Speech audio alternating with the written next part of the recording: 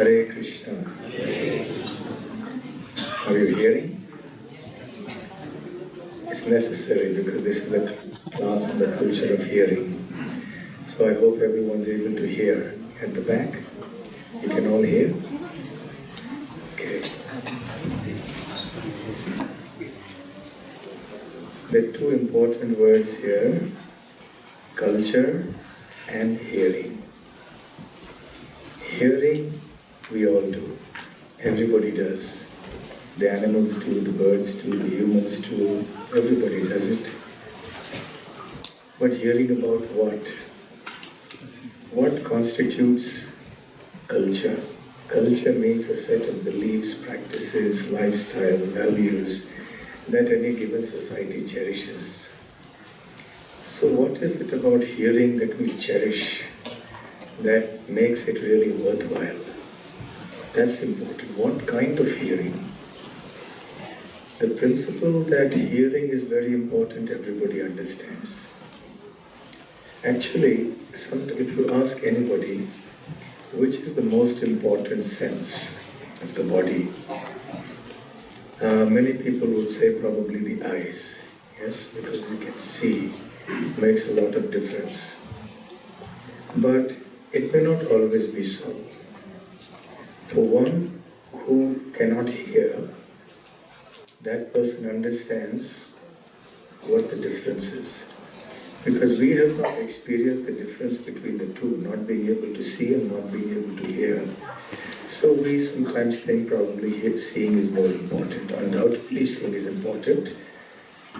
But between the two, not being able to see and not being able to hear, which is a more serious affliction? That's the question. There was one American political activist called Helen Keller in the 20th century, and she was an author and so on. Now the interesting part about her is that she was both deaf and blind. And despite that, she achieved many things.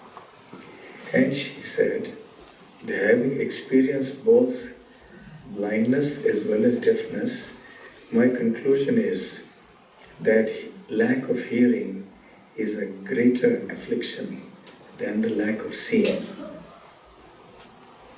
Because hearing means you're in touch with sound. Sound is something that keeps everything alive. Even in the whole universe, sound is the beginning of everything. So in the beginning there was the word. So sound is so important. And the sound carries with it the tone, the voice, everything. You know, in China, the same thing means different things if it is spoken in a different tone. So if you say it in high pitch, it means one thing. If you say it in low pitch, the same sentence means another thing. The same word means another thing.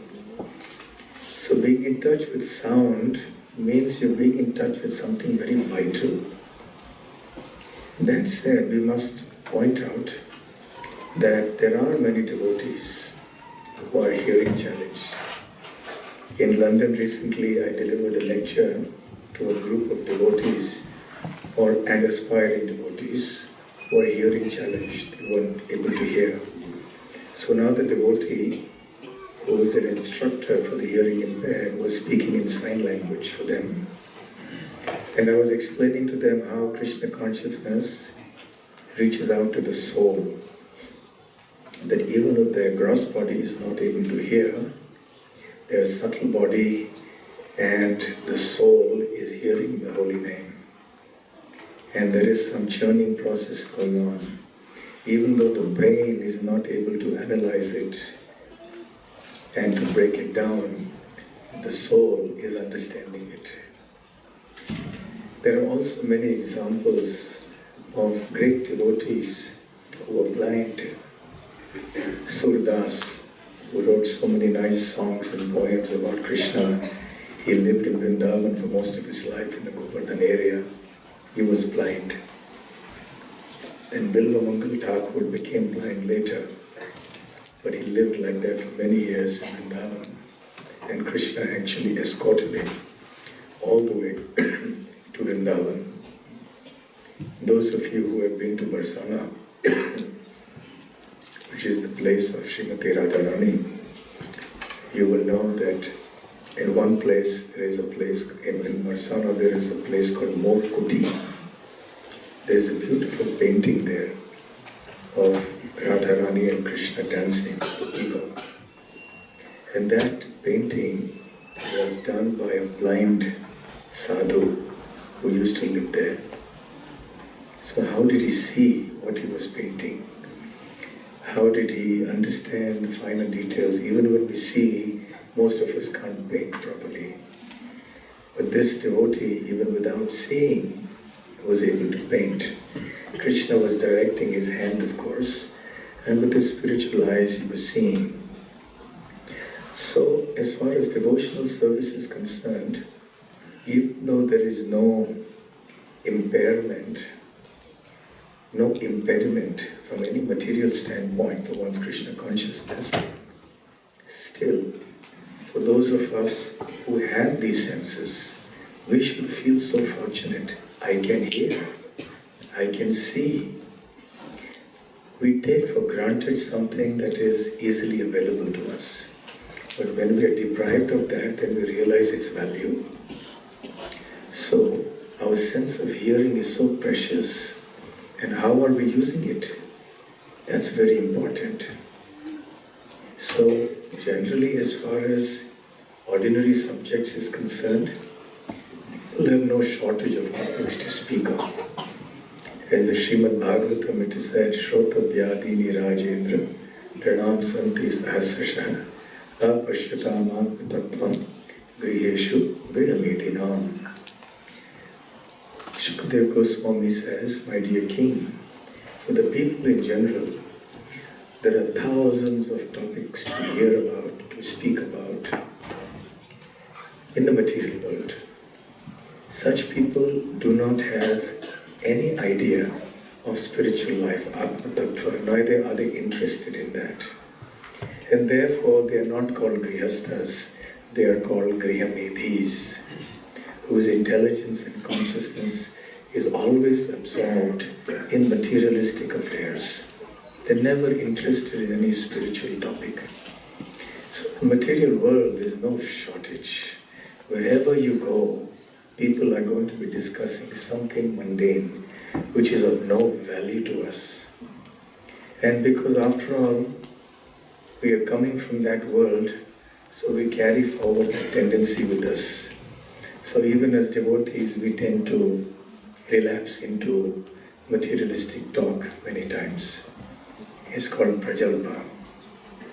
And then we hear, we speak.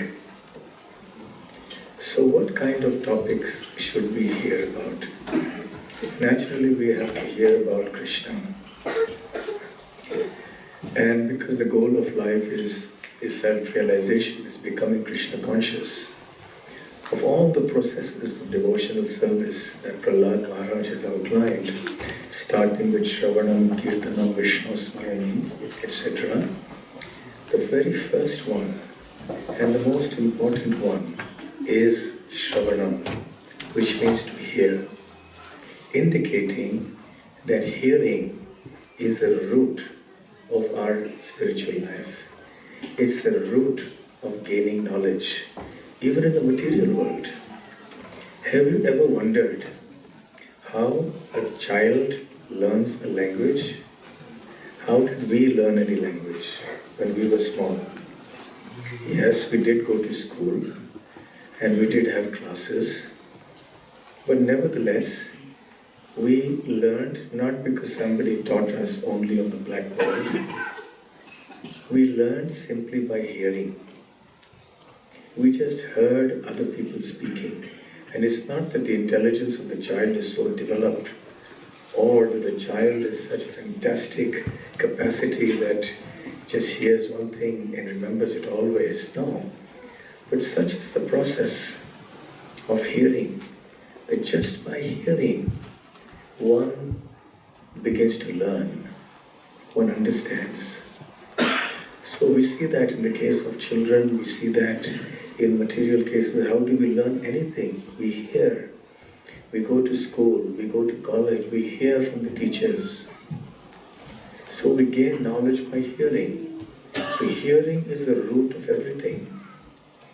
So similarly with Krishna consciousness, hearing is the most fundamental thing. And there is a certain set of verses. Of course, this topic of hearing in Krishna consciousness is very vast. There is so much about this topic in the Srimad Bhagavatam, in the Bhagavad Gita and the other scriptures. In 2 sessions, it is hardly possible to do justice to the topic. But nevertheless, we'll just try to select some of the more important themes. I'd like to select a set of verses from the first canto. Can we have the next?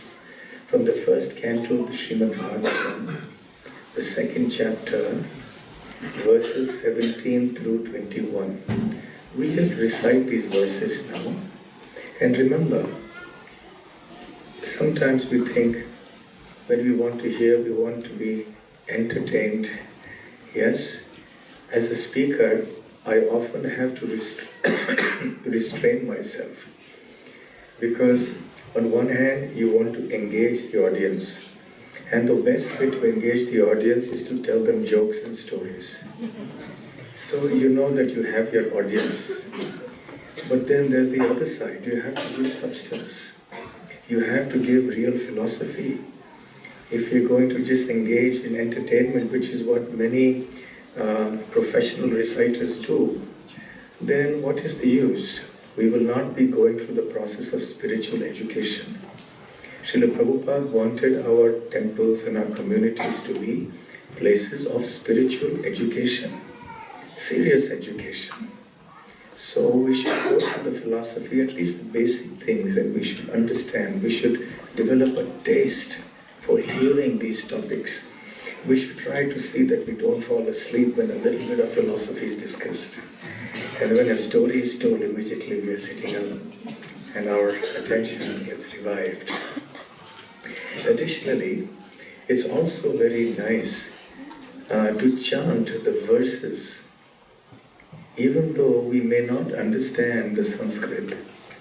But Srila Prabhupada one time famously said, just as when there is rolling of thunder, then people in different lands get the message. There's one reaction in everybody's heart, regardless of what language they speak and what culture they come from. And that is a sense of fear. When you hear really a loud rumbling of thunder, clapping of thunder again and again, and lightning, immediately there's fear. So just as thunder is understood by everybody, regardless of their background, similarly, because these verses, even though they're in Sanskrit, they are transcendental messages about Krishna and his pure devotees. Therefore, even if we don't understand the language, they will have an effect on our consciousness. So reciting and hearing these verses in Sanskrit also is important.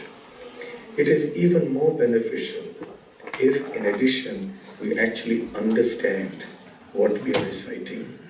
So we should try to focus on both. So this series of verses, these 4 to 5 verses, will give us the benefits of hearing about Krishna. So you can just recite after me these beautiful verses.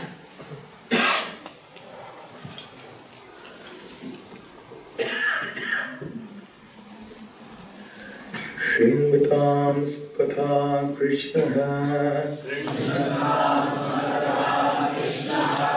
Punya Shravana Kirtana Hridyantasto Bhadrani Vidhunoti Suritsatam. Sri Krishna, the personality of Godhead, who is a Paramatma in everyone's heart and the benefactor of the truthful devotee, cleanses desire for material enjoyment from the heart of the devotee who has developed the desire, the urge to hear his messages, which in themselves are virtues when properly heard and chanted. So when we hear Krishna Katha, which is in itself a very pious activity, even if you're not a devotee of the Lord, if you're just hearing Krishna Katha as a pious activity, still it will give you a lot of benefit. Imagine if you do it with devotion. So we see that the heart of the devotee is cleansed of material desires. So this is a sequence, a series of verses. Next one, please. Nashta prayeshva bhadreshu Nityam bhagavata sevaya Bhagavatyuttama shloke Bhaktir bhavati naishtiki. By regular attendance in classes on the Bhagavatam and by rendering service to the pure devotee, all that is troublesome to the heart is almost completely destroyed, and loving service unto the personality of Godhead, who is praised with transcendental songs, is established as an irrevocable fact. So what happens when you regularly attend class and you hear? All that is troublesome to the heart is destroyed. All the material desires is destroyed. And loving service to the Lord is awakened. Bhakti bhavati. What kind of bhakti? Naishtiki. That which is resolute, irrevocable bhakti. That arises by the process of regularly hearing about Krishna. Next one, please. Tada rajastamo bhava kamalobhadayaschaye cheta eterana vidham sthitam sattve prasidati.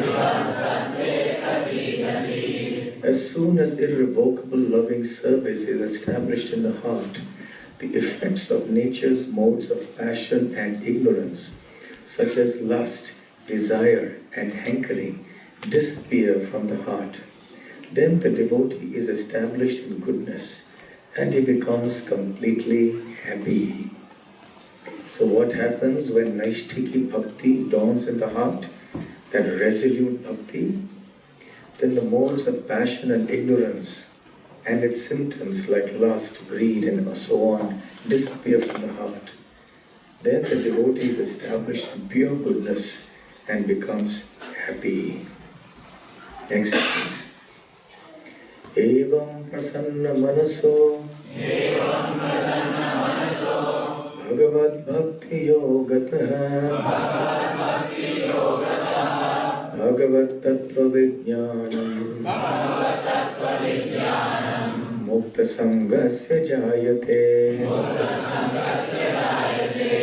Thus established in the mode of unalloyed goodness, the man whose mind has been enlivened by contact with devotional service to the Lord gains positive, scientific knowledge of the personality of Godhead in the stage of liberation from all material association.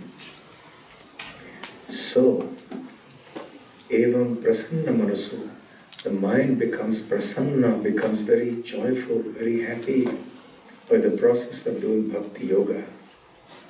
And Bhagavad Tattva Vijnanam, the person learns and experiences the knowledge of Krishna consciousness. The word Vijnanam indicates realized knowledge, not just book knowledge. And then the devotee becomes free from material association. And finally, next one. Vidyate hridaya grantes Chidyante sarva samshayaha Kshiyante chasya karmani Drishta eva atmanishvare. thus the knot in the heart is pierced, and all misgivings are cut to pieces. The chain of fruitive actions is terminated when one sees the self as master. So now all the misgivings are destroyed, meaning all the material misconceptions that I am the body, I am the enjoyer of this world, so on and so forth, everything goes away. And one understands who one is. One is the eternal servant of Krishna. So these series of verses I've encapsulated in the form of a chart.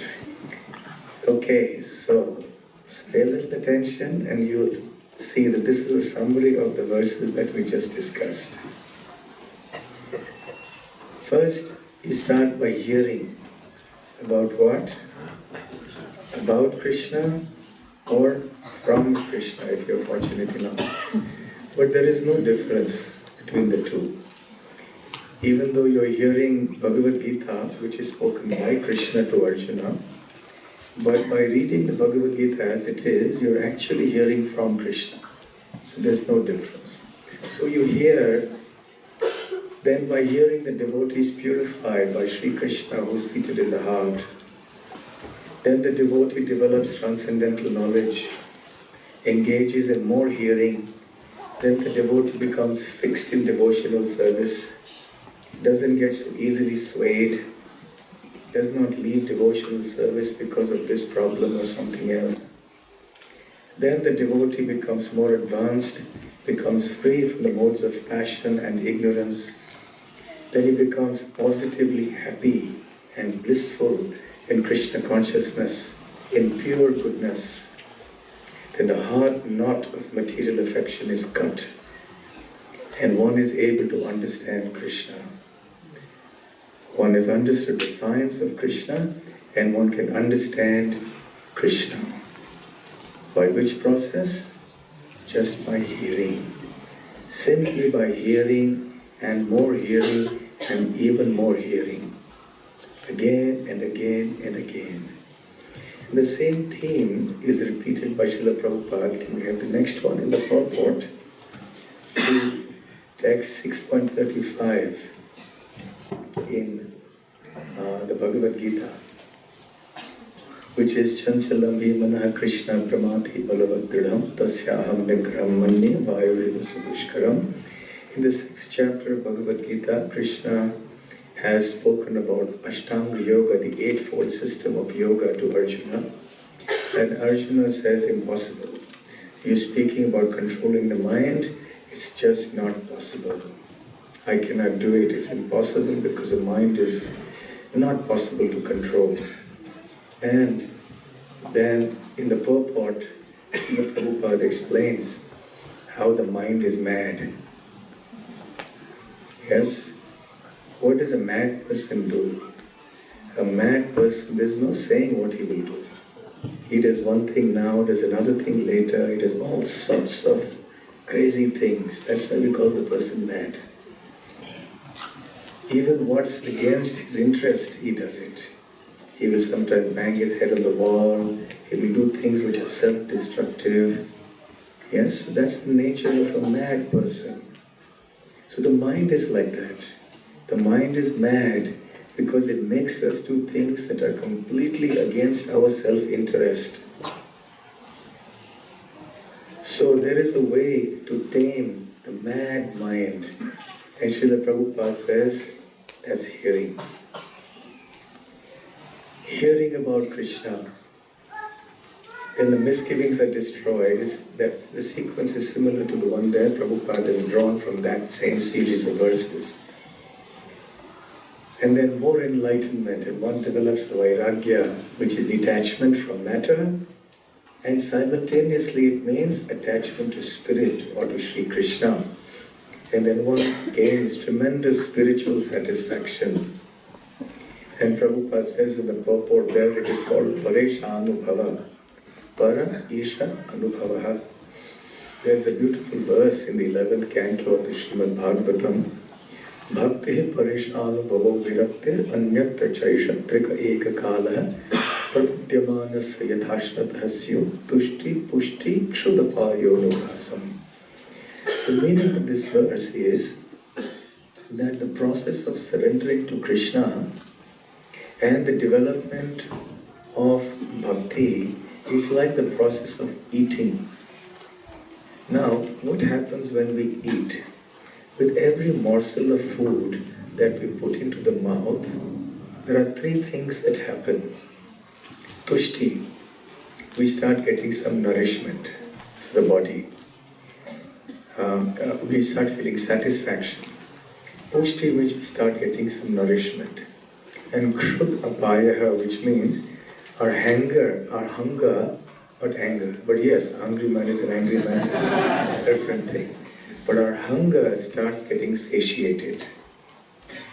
Now, do these three things happen one after the other? Is it that first you feel some satisfaction, then you start getting nourished, and then your hunger starts reducing? No, the three happen together. Trika ek kala, which means these three things happen simultaneously, progressively, step by step, it goes on. So similarly, prapadyamanasya, for one who has surrendered to Krishna, three things happen simultaneously that develop in that devotee's consciousness. One is called bhakti. One develops love for the Lord. Second, para isha anubhava, which is what Prabhupada is speaking about here, which means one derives spiritual satisfaction and happiness in that. And ultimately he says, virakti, which means detachment or renunciation from all things unconnected with Krishna. Srila Prabhupada gives the example of a doctor and a patient.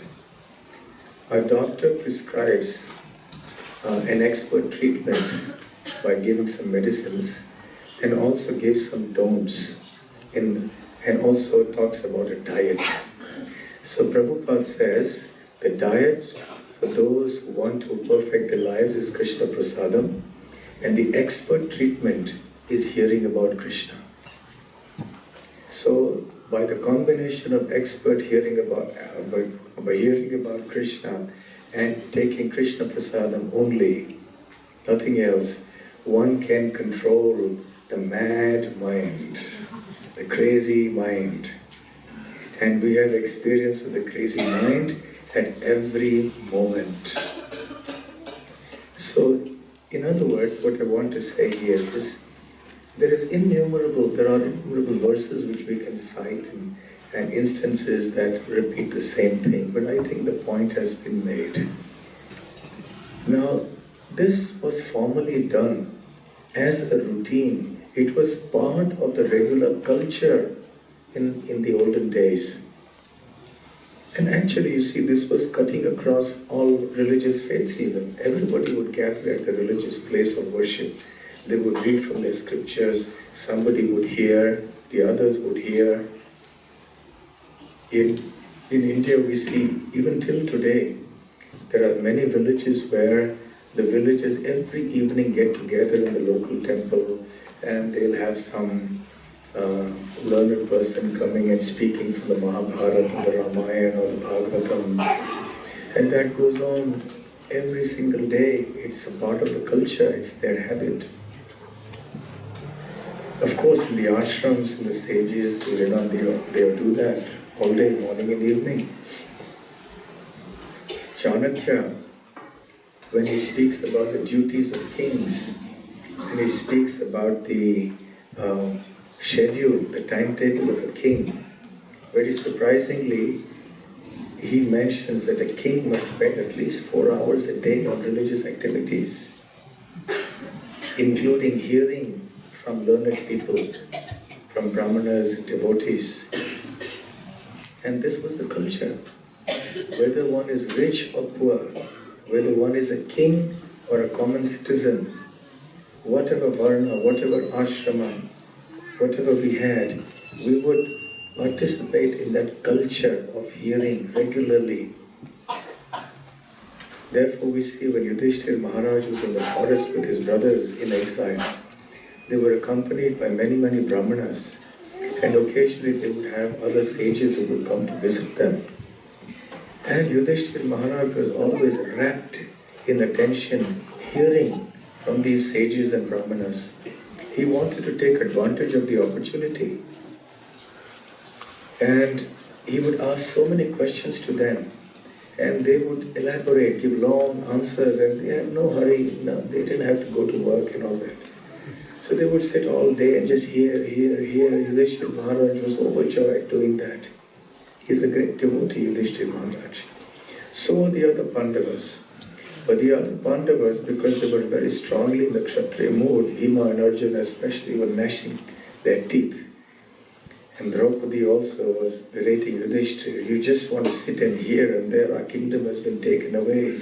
And Bhima was saying, we'll go and kill just now all the Kauravas. And then Yudhishthira Maharaj would pacify them. Come, sit here. Come down. We can't do anything that is against dharma. When the time comes, everything will happen. So come, sit down and hear. And even when sages like Markandeya Rishi came, Krishna was personally present there. And Krishna himself participated in the hearing process. He also sat down to hear. Krishna also sets the example. When Lord Ram also was hearing the Ramayana, he heard that Lava and Kush, he didn't know at that time that they were his sons. That these two young boys are reciting very melodiously the Ramayana. He was fascinated. And these boys came and performed before him in the court. And he was so wrapped in attention, he didn't even realize he was sitting on his throne. And then he got down, he sat lower and lower to get closer to the boys. It was narration about himself. We can't imitate that. We can't say somebody should speak about us and then we relish it so much. That is false ego. When somebody speaks about us, favor and nicely and praising us, we should know that is like poison to our minds. We shouldn't be very keen to hear our own praise. Sometimes devotees may offer a word of encouragement and praise genuinely. And then we should accept that as some encouragement. But not that we should get proud. And we shouldn't get too serious about believing what they are saying. So, hearing about Krishna, hearing about the Lord, about the Shastra, scripture, is very much ingrained in the Vedic culture. It's very much part. Even the children used to engage in that practice. So this is how the culture of hearing in those days was so strong.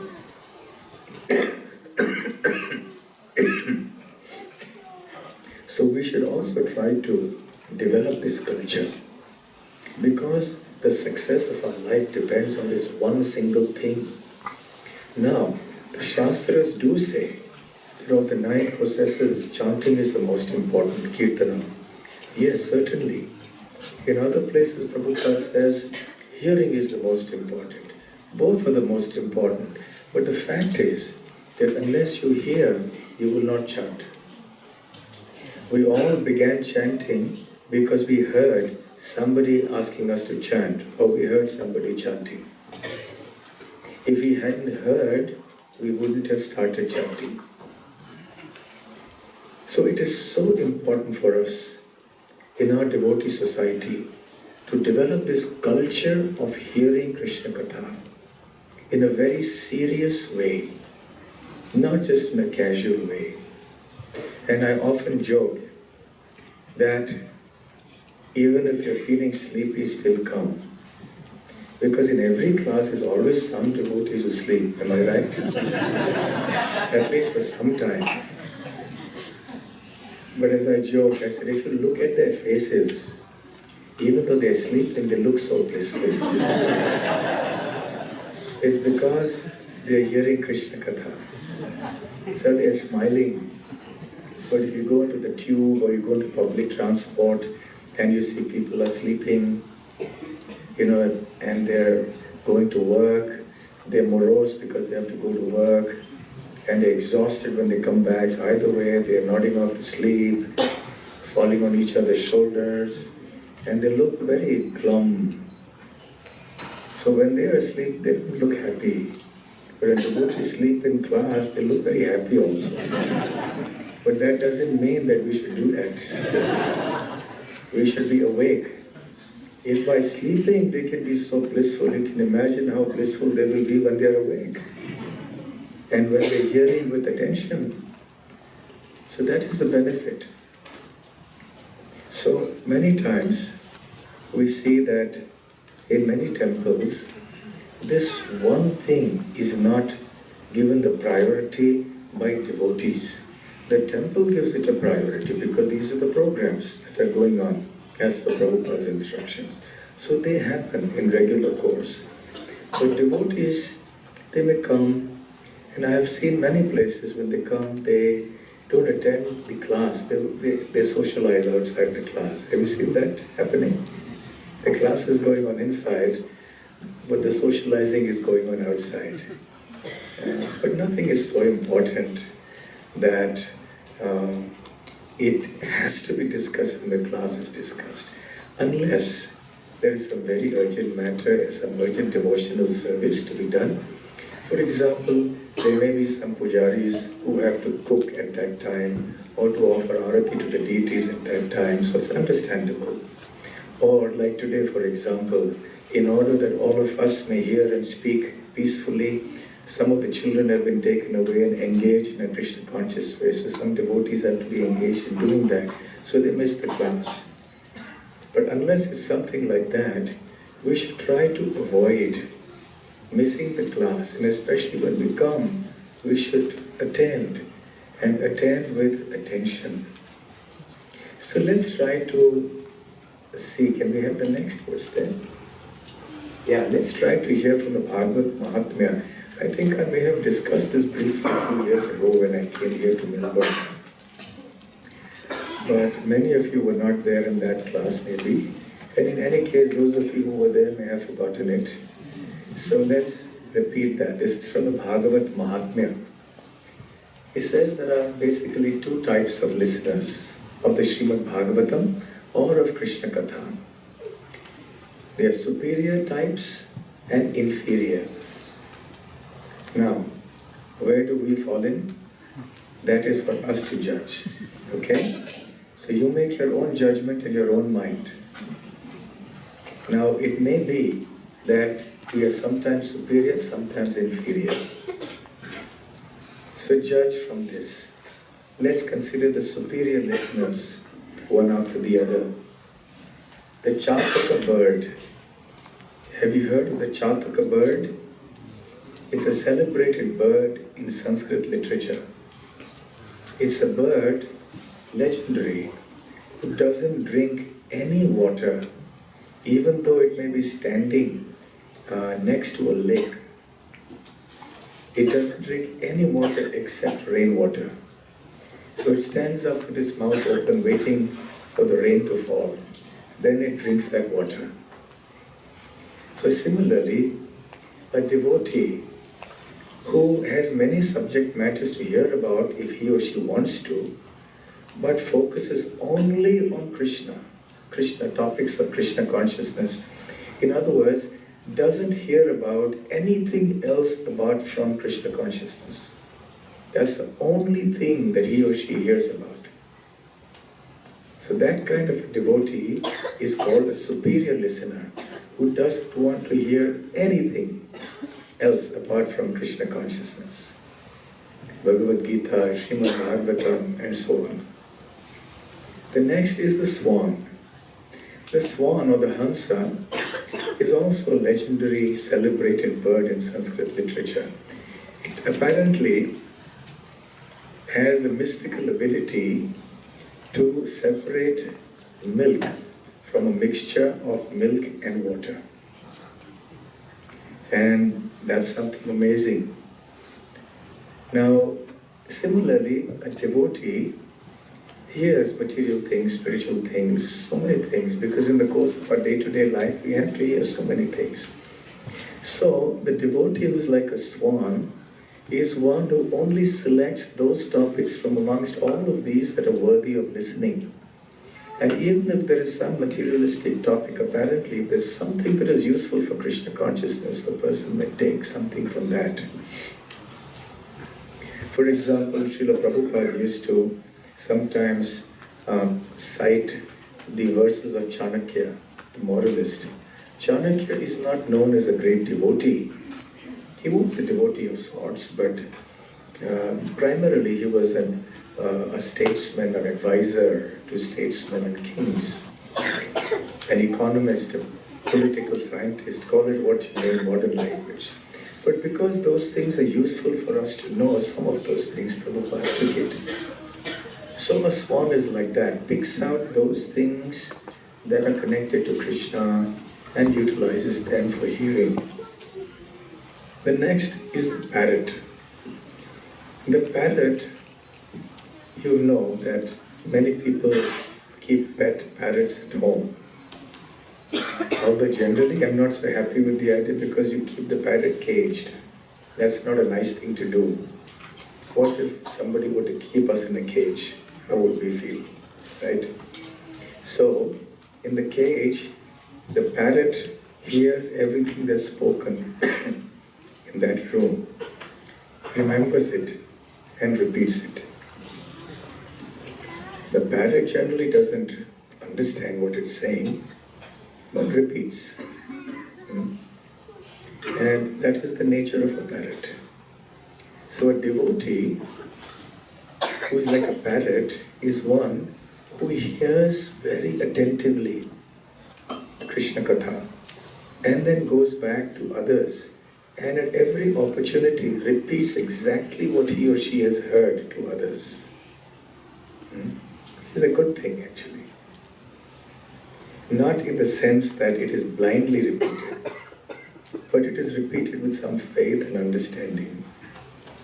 So that is the example of the parrot. Then there is the example of the fish.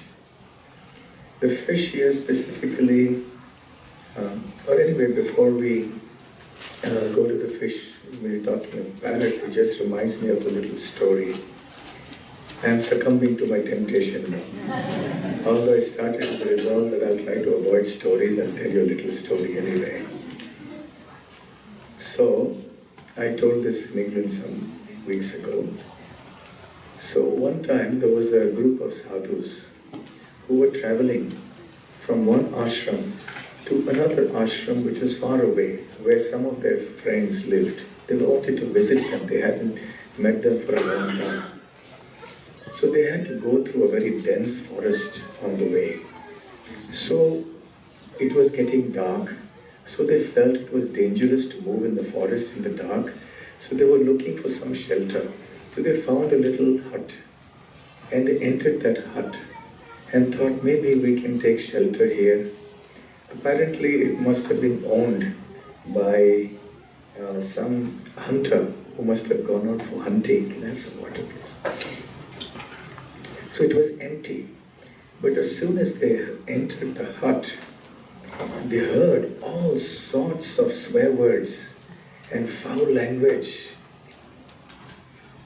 And they were shocked.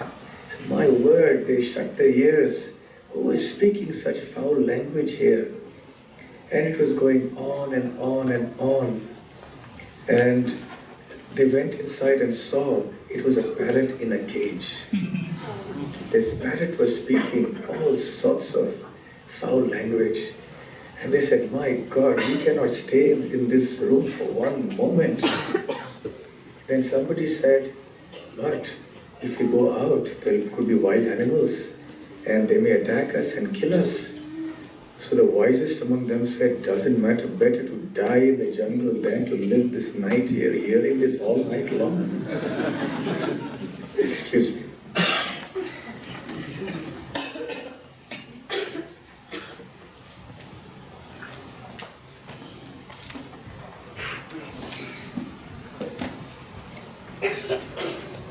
Mahatma Prabhu gave me the instruction. In between I should drink some water. I heard carefully and I followed. So hearing, following. So they said, we can't stay here for even one moment. So then they left. And they fortunately somehow they were not attacked by any wild animals. So they reached the ashram of their friends. And as soon as they entered there, they again heard some nice melodious chanting of the Sanskrit verses and some songs about Krishna being sung. And they entered the ashram to find it was a parrot who was in a cage, who was singing. Maybe he was in a cage or maybe not, I don't know, but it was a parrot. So they were so happy. And they were just sitting there and relishing the Krishna Katha and the melodious singing of the parrot. And then their friends came in, they welcomed them and said, look, before we give you any other news, we have an important question to ask. Please resolve this mystery of these two birds. The one bird we had there was using swear words, and this one here is just the opposite. So the sadhus there, they smiled and said, actually, these two birds, parrots, were twins. And what happened was that the hunter captured one of them. And that parrot grew up with the hunter. The other one flew away and somehow came to our ashram here. And this parrot likes to be with us. Since we are chanting about Krishna and chanting mantras and everything, so this parrot has learnt it. Whereas because the hunter there is only using foul language, so the parrot has learned that. So depending on what we hear, we also speak accordingly, isn't it? So if you're hearing about Krishna, you will speak about Krishna. That is why Shravanam, Kirtanam, Vishnu Smaranam, Shravanam comes before Kirtanam. If you want to perfect Kirtanam, which is a Yuga Dharma, you have to do Shravanam. Because when there is sufficient hearing, then there will be sufficient speaking or Kirtan. So the power of association is so important, and the power of what you hear. So be careful of what you hear as much as you can manage. Of course, we can't be like that monkey we learnt about in our school, which shuts its eyes, doesn't want to see anything bad, shuts the ears not to hear anything bad, shuts the mouth, doesn't want to speak anything bad. At least we try as much as possible to be like that. We can't always be, but we should try to see that our hearing is as pure as possible, and it's a good idea to repeat it, otherwise you tend to forget it. So Shravanam, Kirtanam, Smaranam. So whatever you hear, if you go and repeat it to your family or your friends or those living in the ashram or anyone, then you start remembering it. Many devotees ask, we read, we hear, but we forget very quickly. How many of you have this problem? Yes, everybody has this problem. We hear it once, we forget. That is the nature of Kali Yuga. So what is the remedy for that? The remedy for that is to keep on hearing and then keep on repeating to others, and then you will remember. So when the Shravanam Kirtanam is done again and again and again, then the Smaranam comes up. The memory, one is able to remember what one has read. So anyway, that is a third type of listener, the parrot. Then there is the fish. The fish, especially it is mentioned in the Bhagavad Mahatmya, this is a fish in the ocean of condensed milk. There are such oceans in the higher planets. And this fish gently keeps drinking the condensed milk as it swims through the ocean, but the eyes are always open without blinking. So similarly, a listener, devotee listener who's like the fish, sits in the discourse of class. Attentive. What's the opposite? Someone who looks very distracted, who looks here, looks there, looks at the watch, and of course the all-time favorite looks at the cell phone, and looking here and there. So the fish, fixed. Just there is only one focus, there is Krishna Katha going on, no here and there business. So these are the 4 types of superior listeners. Then the 4th type of inferior listeners. The wolf. You know, in the forest, there are all sorts of animals. There are deer. The deer, as you may know, they love music, especially flutes and such melodious instruments. And that's the way the hunters capture them. The hunter will learn to play the flute, and he sits in one place and plays a melodious tune, and the deers get mesmerized, as if intoxicated under a spell. They just come close to the hunter. And the moment the hunter stops, it's as if the spell has been broken, and they realize, oh, some human here, they run away. Deer, by nature, are very fearful animals. At the slightest movement, they are afraid. If you notice, if you've seen any wildlife documentaries in your school days or something, you'll see how animals are grazing in the forest, looking here and there, looking here and there. They're always looking for someone a predator who may attack them. So deer are always very fearful.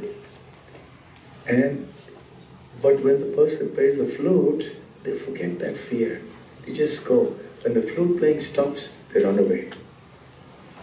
Actually, the playing of the flute of Krishna in Vrindavan is another topic in itself. Now, if an ordinary person playing the flute, it has this result on a deer, can you imagine what would happen to people who heard Krishna's flute? They would go mad in a Krishna conscious way. They were intoxicated with Krishna praying. The deer, the peacocks, the cows, and chapter 21 of the 10th canto of the Srimad Bhagavatam is called the Venu Geet, the song of the flute. That describes the effect that Krishna's flute has on different people, on different entities. Even the trees, the clouds, everybody, the demigods. Shiva is playing as he stops. Indra is stunned, starts crying. And Brahma is in his meditation. For 4 Kumaras, their meditation is broken. They hear Krishna's flute. So the messages of Krishna are also like Krishna's flute. In the absolute sense, there is no difference. So in any case, these deer, they like the sound of the flute. But the wolf, very troublesome creature. It makes very unpleasant noises all the time in the forest.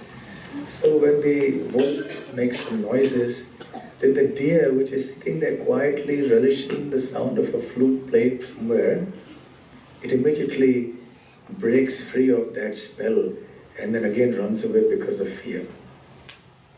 So similarly, like Krishna Katha is like some nectar. It's like that flute song that the deer is hearing. And the attentive listeners of those are like the deer who are relishing the Krishna Katha. But there may be some listeners who are like the wolf, who will create some disturbance, sitting in the crowd. Yes? And what is the biggest disturbance? The cell phone ringing. And especially with some musical noise or something. Yes? I cite this joke often, that when I was in Vrindavan, I was giving a lecture, and I had been somewhat, shall we say, frustrated with mobile phones ringing in classes. So when I gave class, I thought, let me take control of the situation. So I made an announcement before the class.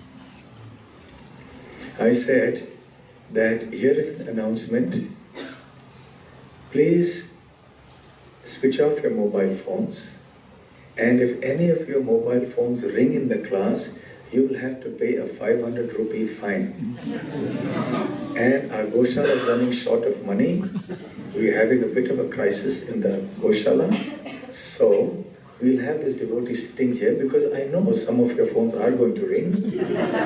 And he's sitting here to collect the 500 rupees, which I'm going to collect on the spot. before the lecture is over. And so I started the lecture knowing fully well. And indeed, my convictions were borne out. Somebody started ringing phone, 500 rupees. We made a good amount of donation collection. So the point is, it's a disturbance. Another kind of disturbance is somebody who yawns loudly, making a sound. You see that in India often, sitting there, they sit casually and they yawn loudly, make a noise. Or sometimes even if they don't make a noise, they're just yawning. Even if you yawn in public, you're supposed to cover your mouth, You're not supposed to just go for it.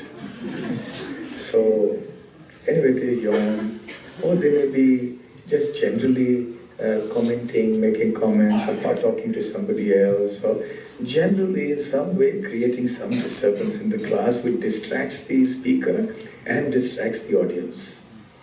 Many times it's also children who create something. Of course, they are blameless, they are innocent, but we must train our children to start hearing. The culture of hearing must be ingrained in them from hearing, so that they relish it, they understand it.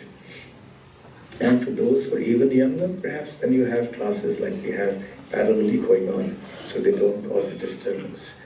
There may be many creative ways of disturbing a class, and there are people who do, try to experiment, maybe sometimes unknowingly. So anyway, we should not try to be like the wolf. The next is the Burunda bird. The analogy here is that the Burunda bird is supposed to go and speak to everybody, give some messages, but doesn't follow himself. So a listener who comes to a class and hears something and goes and instructs others in the class, this is what was mentioned, you should do this, but he himself doesn't do it. So that's like the Burunda bird, the inferior category of listener.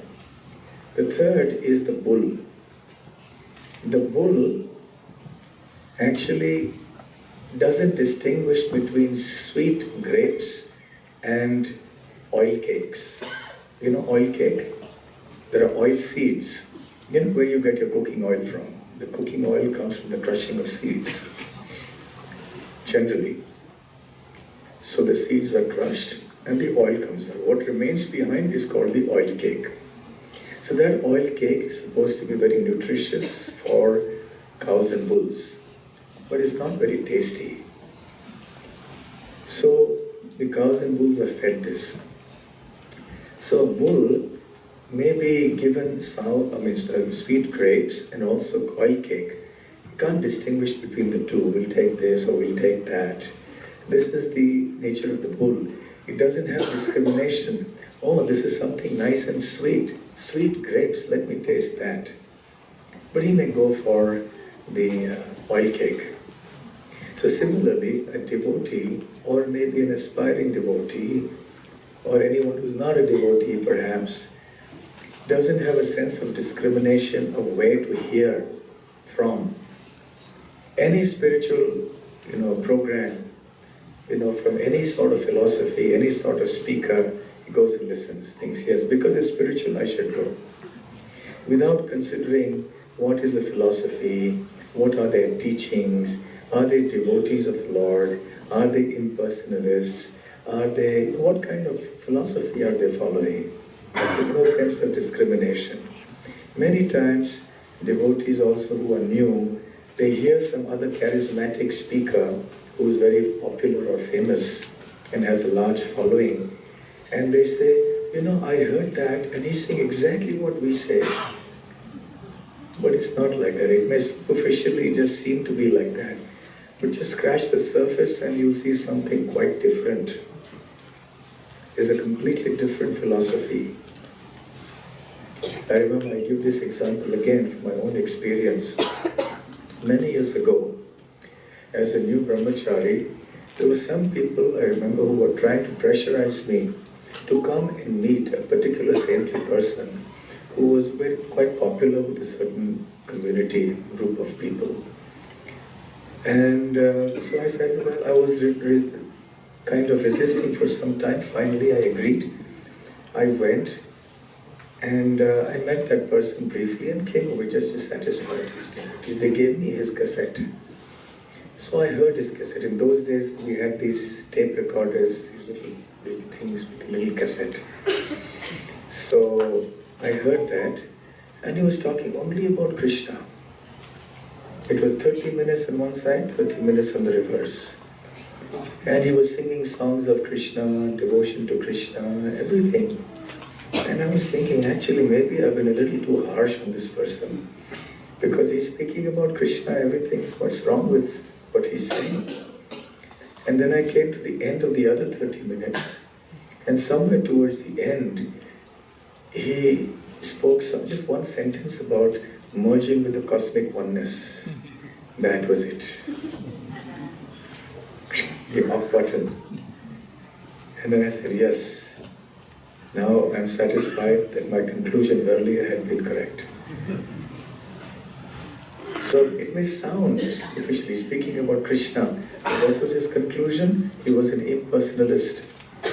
He was advocating we have to merge into God. We have to become God. So they may adopt all these techniques or the philosophy. They may speak the pastimes of Krishna even. But what is their ultimate conclusion? The conclusion is impersonalist or voidist, etc. One time, one devotee was singing the Mahamantra very melodiously, and I asked him, where did you learn this melody from? Such a nice melody. So he was hesitant to tell me, he was feeling embarrassed. I said, no, tell me, it's nice. He said, before I came to ISKCON, I used to go to such and such organization. He named that organization, which is a Mayavadi organization. They don't believe in the personality of God. They believe that the absolute truth is impersonal, that we are God and we should merge into the impersonal and all of that. So he said, I used to go there, and there was this Swamiji who was there, and he used to sing, what, Mahamantra? I said, yes. He would sing the Mahamantra, and he was a good musician. He would sing with this tune. So I remember it from those days. So I said, fine, now you have really Krishnized this tune and brought it here. So anyway, many people may take portions of Bhakti Yoga and use it to embellish their own philosophy. So we should be careful of who we are hearing from. We shouldn't jump to conclusions that superficially because something seems okay, it's fine, I should hear. We must have that discrimination and not be like the bull. But that said, I can't resist it, sorry, another story of a bull, but it's a real story that came in the newspapers in India. Okay, right. It came in a newspaper in India that there was a Bhagavad Saptah in Orissa, in the state of Orissa. And a small little marquee, a pandal, was set up. And it was for a couple of hours in the morning, a couple of hours in the evening. And people used to come in at the set time, they would sit down, and the speaker would start. Now there was this bull who came in all of a sudden. Now you can imagine what happens. Imagine if a bull were to walk in here. What would happen? I'm sure none of us would remain seated. All of us would get up in a hurry. So then all the people tried to shoo away the bull. But the bull, being bull-headed, was determined to stay there. So he plonked himself there on the ground. He decided he wanted to hear the katha. He had firm determination. He sat there. So then everybody decided, might as well let him sit. He's not creating a nuisance. So he sat, and quietly hearing everything, with good attention. Some of the other listeners, the humans, were falling asleep, and being like these other, like the wolf and the bull, all of that. But this bull, for the word bull is maligned here, but anyway, so he was listening carefully, he wasn't sleeping. And then when the katha got over, he went away. The afternoon session, again he came back, exactly the same time. Heard it till the end, walked away. And the astonishing thing is he again came the next day, same time, went away, came back in the afternoon, went away. Did this for 7 days. And it became headline news with newspaper pictures and everything like that. So we can be like that bull, but not like this bull here. That bull's listening was good. Then next we have the camel. The camel also sometimes gives up sweet mango leaves to chew on bitter neem leaves. Even mango leaves are offered, it rejects that and takes up bitter neem leaves. So the camel listener is like a person who, when offered an opportunity to hear about Krishna, gives up that opportunity, would rather go and hear some material talk or some discussion somewhere else. So we don't want to be like that. So these are the two types of listeners, superior and inferior. Can we just have the next slide? Again, there's another categorization. Two types of listeners and reciters of Srimad Bhagavatam. Those who desire Sri Krishna and those who desire material prosperity. And by the way, before we go on, here's another thing reminds me of causing disturbance is when people suddenly get up in the middle of the class and walk out. It's a crowded class. In England, it became such a thing that one speaker actually halted the person and said, "Look, anything wrong with what I said?"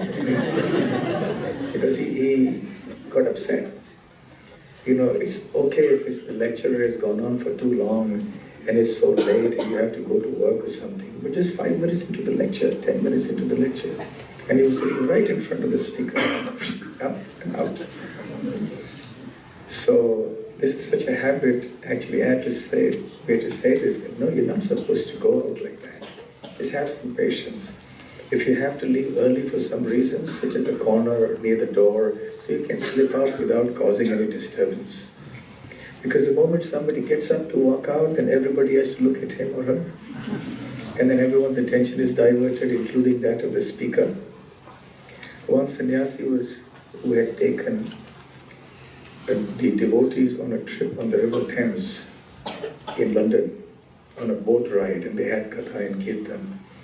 And in the katha he said, "This is the only lecture in which no one has got up and walked away."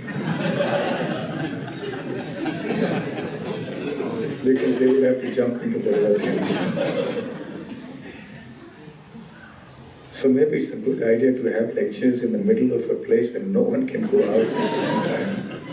You come of your own free will, but once you're there, then no whimsical coming, going, whenever we like, just doing whatever we like. That discipline must be there. The respect for Srimad Bhagavatam must be there. Okay, so coming back to the two types of listeners and reciters. There are those listeners and reciters who only want Krishna. They want pure devotional service. There are those who come to hear about Krishna because they want something material from Krishna, prosperity, something, some kind of material desire to fulfill. So then there is a question of compatible and incompatible listeners and reciters. So if there's a listener who doesn't desire Krishna and the speaker is one who desires material prosperity, then it's an incompatible combination. Both will be frustrated. The listener thinks, "My God, he's giving me so many things. If you do this, you'll get money. You worship Krishna like that, you'll get so much money. I don't want to hear all of that." And the speaker is thinking, "I'm giving so much and this person is not interested." So incompatible. On the other hand, if the speaker is speaking pure devotional service, but the listener wants something material, the listener feels frustrated. What is this pure devotion all the time? I want to get some tips on how to make money. And there's nothing that is being told here in that. So compatible combination of listener and speaker is when the listener and the speaker both desire only Krishna, or when the listener and desires want material prosperity from their katha. But then that is an inferior grade of katha, so we don't have to worry about that. We should try to be in the first category. So anyway, we'll stop here for today and reflect on which of these categories we are from. We'll continue the discussion tomorrow in the evening. Thank you very much. Srila Prabhupada ki jai. Grantharaj Srimad Bhagavatam ki jai. Gaur Premanande. Hare Krishna. Thank you for being excellent audience in the superior category. Nobody belonged to the inferior category.